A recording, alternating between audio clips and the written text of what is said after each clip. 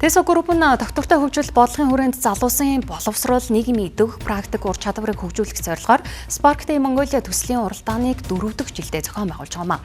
Уралдаанд Монгол Улсын бүх ихтэй сургуулийн 3-аас 4-р курсын оюутнууд мэдлэг ур чадвар авахалж самбаагаараа өрсөлдөж байна. Spark Day Mongolia төслийн уралдааныг орон нутагт суралцдаг оюутнууд сонирхох болсон нь нэг том хөгжлийн суурь гэж хэлж болно. Тухайлбал энэ удаад Монгол Улсын их сургуулийн баруун бүсийн буюу Ховд аймаг дахь сургуулиас 5 баг тус уралдаанд бүтээлээрээ өрсөлдөж байна. За тэдний нэг нь Crafters баг юм.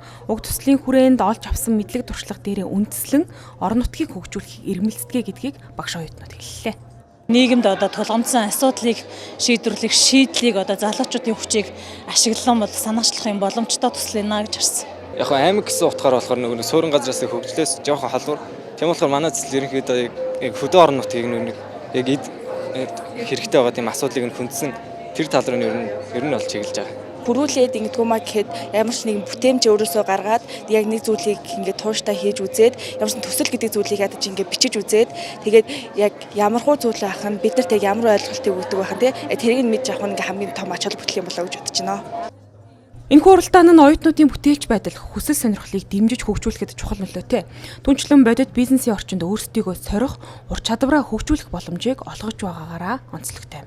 Энэ жил одоо орон нутгийн оюутнуудаас эхлүүлээд мараг Монголд байгаа их сургууль оюутнууд бүх оролцоо хангагдсан их гоё өргөн дэлгүүр болж байна.